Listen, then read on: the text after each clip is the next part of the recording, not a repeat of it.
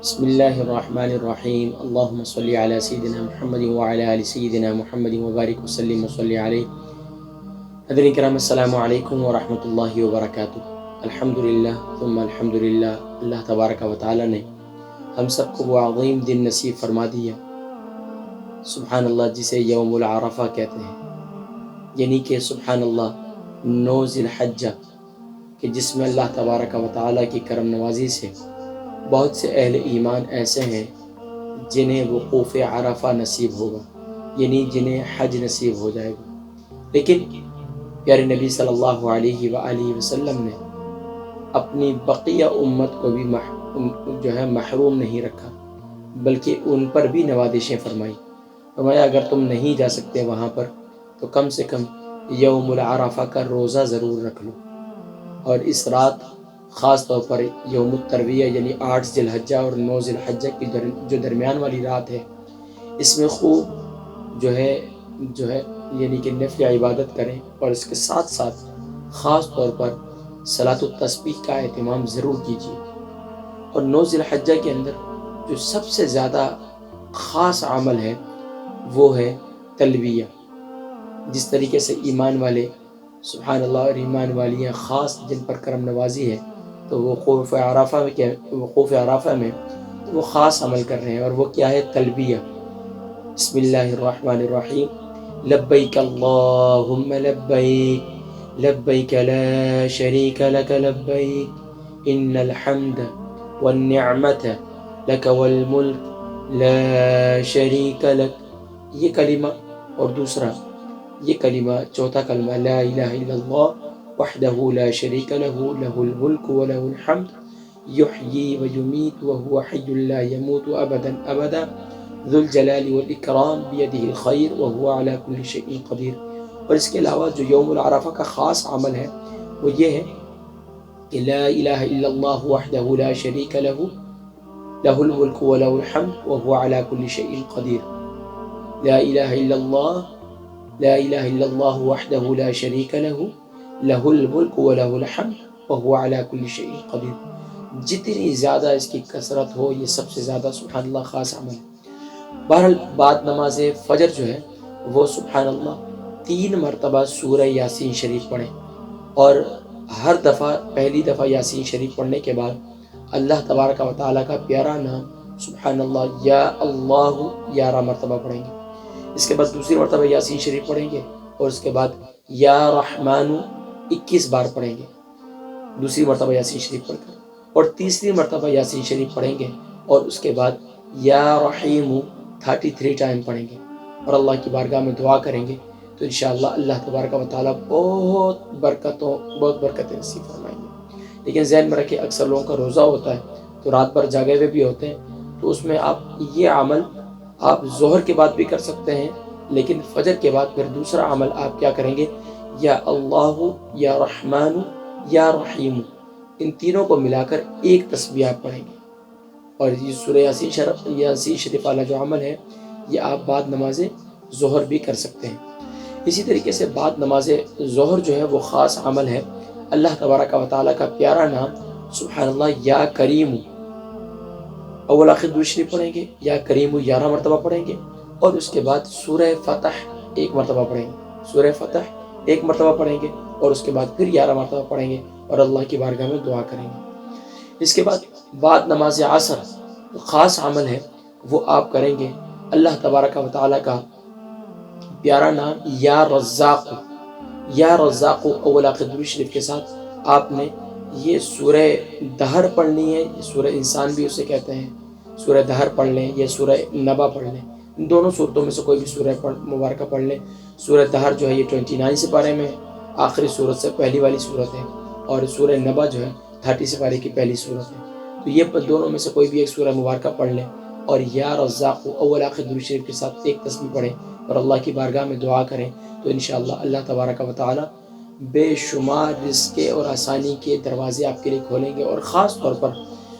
غروب آفتاب سے پہلے مراقبہ ضرور کیجیے گا، اور خاص دعاؤں کا اہتمام کیجیے گا۔ ہم بھی انشاءاللہ اس دن خاص دعا لائیو بھی کریں گے، اور انشاءاللہ لائیو نشریات بھی ہوں گی یوم العرفہ کی، اور اس دن خاص انشاءاللہ ہم دعا بھی کریں گے۔ اللہ تبارک و تعالیٰ بہت برکتوں والی زندگی نصیب فرمائے۔ اور یوم العرفہ کا روزہ رکھنا اور اس دن عبادت کرنا، حدیث مبارکہ اللہ کے تبارک و تعالیٰ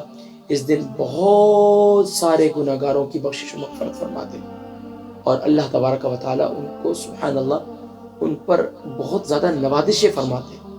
اور یہ بھی ذکر ملتا ہے کہ یہ اللہ تبارک و تعالیٰ پہلے آسمان سے 7ویں آسمان پر تشریف لے آتے ہیں، سبحان اللہ، یہ 7ویں آسمان سے پہلے آسمان پر تشریف لے آتے ہیں۔ تو سبحان اللہ یہ اللہ تبارک و تعالیٰ کی خاص کرم نوازی ہے۔ اچھا، بعد نماز مغرب آپ نے جو عمل کرنا ہے وہ ہے سبحان اللہ سورۃ الواقعہ اول آخر درود شریف کے ساتھ آپ نے 3 مرتبہ پڑھنی ہے۔ لیکن کیسے پڑھنی ہے؟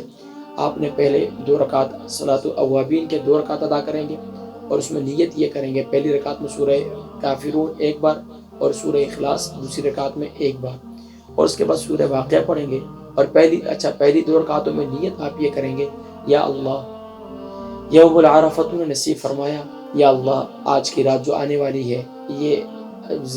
10 ذی الحجہ کی رات آنے والی، یعنی کہ آج کی رات سبحان اللہ یہ عید کی رات کہلائے گی، یعنی کہ عید الاضحیٰ کی، یعنی کہ جسے چاند رات کہتے ہیں، یہ وہ کہلائے گی۔ اب اس دن بھی اللہ تبارک و تعالیٰ خاص نوازشیں اپنے جو خاص بندوں پہ فرمائیں، یا اللہ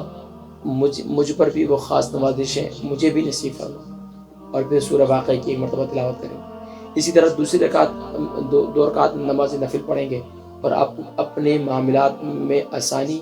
اور اپنی صحت یابی کے لیے آپ یہ 2 رکعت نماز نفل پڑھیں گے، اور اس کے بعد سورہ واقعہ پڑھیں گے۔ پھر اسی طرح آخری 2 رکعت پڑھیں گے، یا اللہ جب تک میں دنیا میں زندہ ہوں، دنیا میں مجھے مخلوق میں سے کسی کا محتاج نہ بنا، اور میرا خاتمہ بالایمان فرما، اور مجھے پیارے نبی صلی اللہ علیہ وسلم کی سچی محبت کے ساتھ کامل اتباع کی توفیق نصیب فرما۔ اور اس کے بعد پھر سورہ واقعہ شریف پڑھیں اور دعا کریں اللہ کی بارگاہ میں اللہ تبارک و تعالیٰ استقامت نصیب فرمائے، اور سورہ واقعہ والا 3 مرتبہ عمل کرنے سے انشاءاللہ اللہ تبارک و تعالیٰ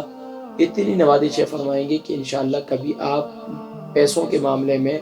فائنینشیل پرابلم میں آپ کسی کے محتاج نہیں ہوں گے انشاءاللہ۔ اور اسی طرح سورہ یاسین شریف والا جو عمل ہے، سورہ فتح والا جو عمل ہے،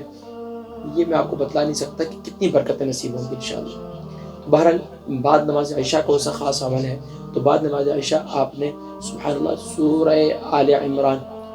آل عمران آیت نمبر جو ہے وہ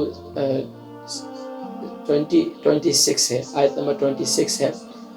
اول آخر درود شریف کے ساتھ آپ نے آیت نمبر 26 پڑھ لیں، یا پھر اسی طریقے سے سورہ بقرہ کا پہلا رکوع اور سورہ بقرہ کا آخری رکوع، سورہ بقرہ کا پہلا رکوع اور سورہ بقرہ کا آخری رکوع پڑھ لیں۔ بزرگان دین کے معمولات میں سے دونوں عمل ثابت ہیں۔ آپ سورہ بقرہ کا پہلا رکوع اور آخری رکوع پڑھ کر اللہ کی بارگاہ میں دعا کریں، اور چوتھا کلمہ کثرت سے تلاوت کریں، اور اپنی دعاؤں میں مجھے بھی یاد رکھیں۔ اللہ تبارک و تعالیٰ ہم سب کو اسی طریقے سے استقامت فی الدین نصیب فرمائے، اور ہم سب کو خاص جو ہم نے برکتیں حاصل کرنے کی کوشش کی، اور اللہ کی بارگاہ میں یہ بھی دعائیں کرنی ہے، خاص طور پر سحری میں تہجد کا اہتمام کرنا ہے، اور سحری میں اور افطاری میں خاص آپ نے یہ دعا کرنی ہے، یا اللہ یا رحمان یا رحیم، جو آج سے پہلے تو نے اپنے خاص بندوں کو وہ تمام جو نوازشیں ہیں، تمام خیر اور بھلائی کے وہ تمام خیر اور بھلائیاں ہمیں بھی نصیب فرما۔ اور اسی طریقے سے آپ نے خاص طور پر یہ دعا کرنی ہے، یا اللہ ہم نے وہ عبادت کا حق تو ادا نہیں کیا، لیکن عبادت کے حق ادا کرنے کی ایک تھوڑی سی کوشش کی ہے، یا اللہ تو ہمیں آنے والی زندگی میں اپنے اور اپنے محبوب کی سچی تابعداری اور سچی غلامی نصیب فرما۔ اپنی دعاؤں میں یاد رکھیے گا، میری یوم العرفہ جو ہے میری والدہ صاحبہ کا یوم وصال بھی ہے، تو تمام حضرات سے میں گزارش کروں گا کہ وہ خاص میری والدہ صاحبہ کے ایصال ثواب کے لیے اہتمام کریں، اور جتنا کچھ پڑا ہو شام کو افطاری کے وقت میں یا سحری کے وقت میں خاص ان کے درجات کی بلندی کے لیے دعا کریں، اور ان کے جو بچے ہیں یعنی کہ ہم سب جتنے بھائی ہیں جو دین کی خدمت کر رہے ہیں، اللہ اسی طرح ان کے لیے ہمیں صدقہ جاریہ بنائے، اور بالخصوص میرے والد گرامی کے لیے دعا کریں، اللہ تبارک و تعالیٰ ان کو صحت اور سلامتی نصیب فرمائے۔ باقی اللہ تبارک و تعالیٰ جو دین کی خدمت لے رہے ہیں، دعا فرمائے کہ اللہ اس پر استقامت، اور اللہ کریم اس کی برکت سے